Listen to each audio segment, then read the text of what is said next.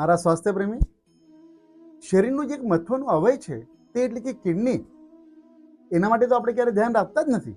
અને કિડની આ મહત્વનો અવયવ છે. આજે આપણે ડિરેક્ટલી ઇનડિરેક્ટલી કિડની ઉપર એટલો ભાર આપીએ છીએ, એટલો અન્યાય કરીએ છીએ કે તેના કારણે આજે સમાજની અંદર ડાયાલિસિસનું પ્રમાણ વધ્યું છે.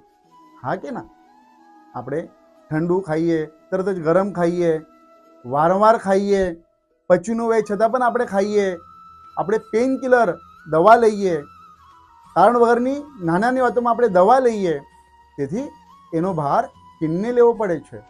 તેના કારણે કિડની ડેમેજ થવાની સંભાવના હોય છે.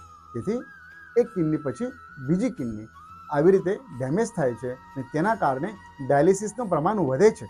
તેથી કિડની સ્વસ્થ અને મસ્ત ફંક્શન કરે તેના માટે જરૂરી છે રોજ સવારે ઉઠીને વાસી મોઢે ગરમ પાણી પીવું, તેમજ ચાલવા માટે જવું અને સાદું ભોજન લેવું. તેથી કિડનીની સમસ્યા ક્યારે પણ ના આવશે.